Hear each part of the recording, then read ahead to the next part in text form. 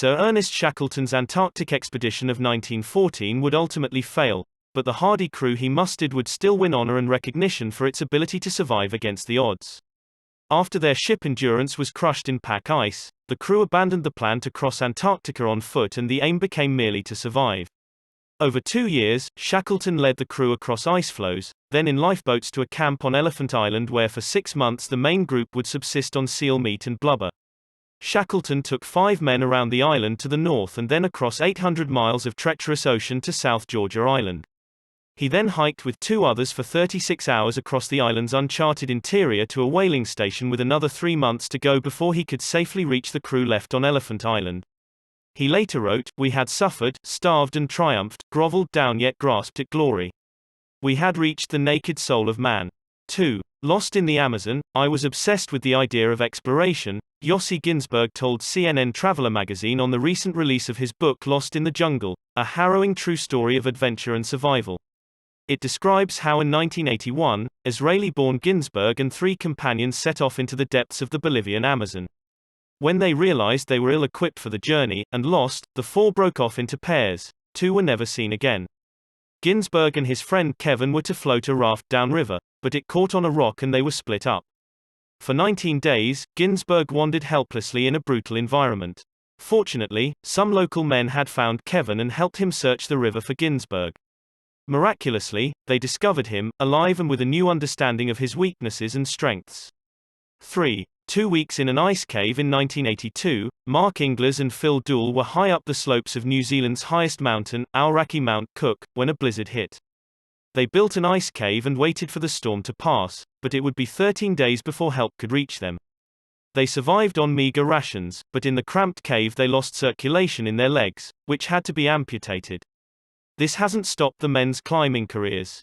Both have gone on to summit Mount Cook, and in 2006, Inglis became the first double amputee to conquer Mountain Everest, losing 5 fingertips and more flesh off his legs to frostbite, though none of his strength of character.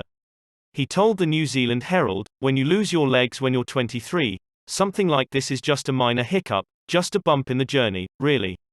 4. Stranded in the Andes. It's a story so extraordinary it has spawned several books, a Hollywood film, an acclaimed documentary and an official website, and can be recognized with just one word: alive.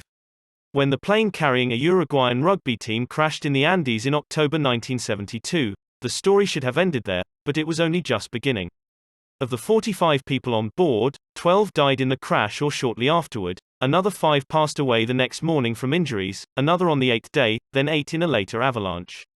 The remaining 16 struggled through extreme cold and starvation before resorting to cannibalism of those who had perished. When it became clear help wouldn't come to them, Nando Parado and Roberto Canessa hiked for days out of the mountains and eventually found help. The most recent, and arguably the most sensitive retelling of the 72-day saga is Gonzalo Arriaga Cubed N's 2007 documentary, Stranded, I Have Come From a Plane That Crashed on the Mountains. 5. Stuck between a rock and a hard place, amputating your arm with a blunt knife is a task the average person would find virtually inconceivable. But on May 1, 2003, it was the only option left to Aaron Ralston after an 800-pound boulder fell on his arm, pinning it to a canyon wall. After 5 days, the little food and water he had was gone and it was unlikely anyone would find him in the remote canyon in Utah. In his book, Between a Rock and a Hard Place, he describes how he managed to literally break free, first using the boulder to leverage his arm until the bones snapped and then sawing away at muscle and tendon with his pocket knife.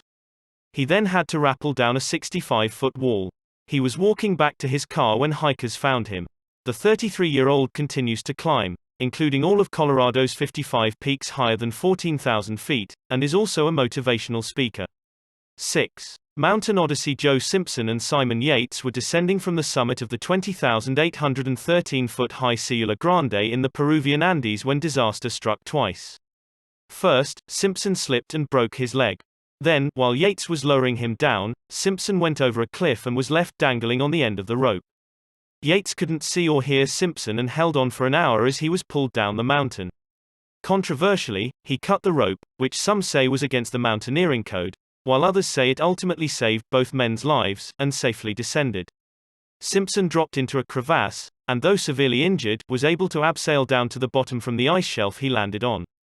From here, he spent 3 days dragging himself across 5 miles of rough terrain, with no food or water and in great pain.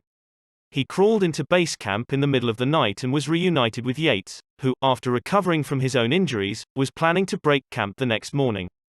The harrowing tale of survival is told in detail in Simpson's book, Touching the Void, and the documentary of the same name. 7. Struck down in the Pacific. Sailing the South Pacific may seem like an idyllic pursuit, but when American Tammy Oldham Ashcraft and her British boyfriend Richard Sharp were caught in a Category 4 hurricane 19 days into what should have been a 30-day crossing, the dream turned into a nightmare. It was 1983 and they were en route from Tahiti to San Diego to deliver the 44-foot sailboat Hazana. Battered by Hurricane Raymond's 50-foot waves, Hazana capsized. Ashcraft, sheltering below decks, was knocked unconscious.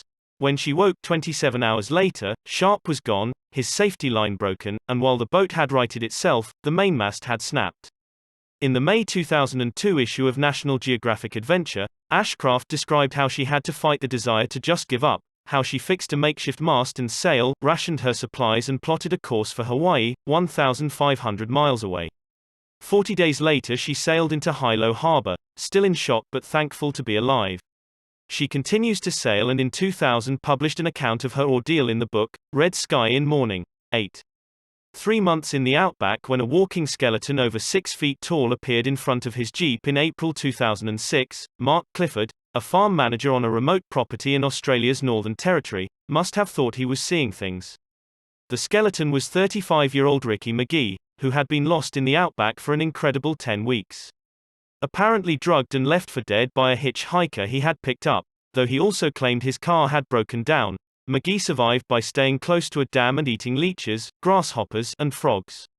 While police and the public had doubts about the story, especially when it came to light that McGee had minor drug convictions, there's no question he was lost in the Outback, for whatever reason, and lucky to have survived.